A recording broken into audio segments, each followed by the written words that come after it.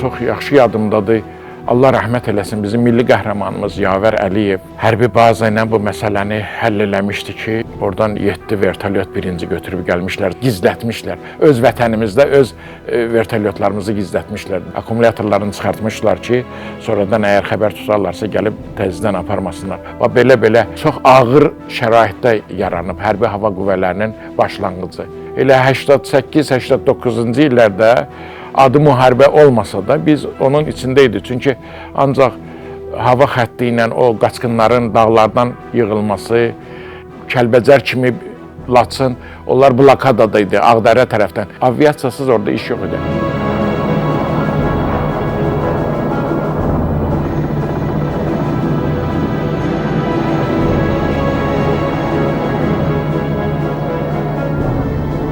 Ermənilər bizi güdürdülər. Bax, o ofsu necə ki, ovun gözləyir ki, hər məqamda artıq bir neçəsini vurmuşdular. Bu da bahalı texnika idi.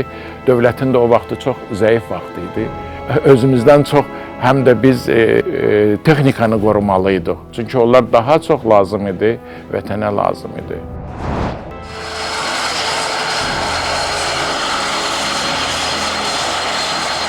...1991-ci il iyulun 20-si tapşırıq aldıq ki, 3 xüsusi təyinatlı polis dəstəsi mühasirəyə düşüb. Yeranboyun Todan kəndində olmuşdu. 2 dəstəni onlar ki, mühasirəyə salmışdılar. Biz gedib Allahın qismətindən onları xilas edə bilmişdik. 3-cü dəstəni deməli onlar mühasirəyə almışdı və gülləbəran eləmişlər 18 nəfəri hamısını. Biz getdik, onları tapdıq yerin və onları götürən məqamda məni başımdan snayperlə vurdu. Sonradan dedilər ki, 5.45 deyilən güllə var. Ondan bildilər ki, snayperlə vurublar.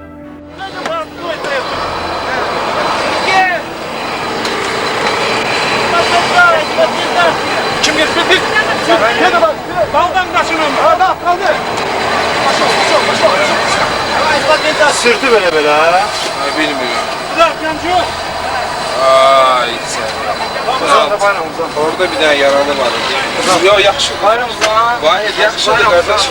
Şükürlər olsun ki, bizim məşhur və çox qəhrəmanlıqları olan Kazım Abbasov heyətin komandiri həmin vertolyotu, həmin generalı, həmin içəridə olan dəstəni xilas edib, hətta raşetdən qaçırtdı.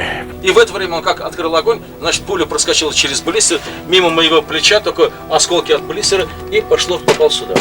А что со вторым пилотом? Да. Второй пилот ранили, сейчас увезли в больницу Гянджа.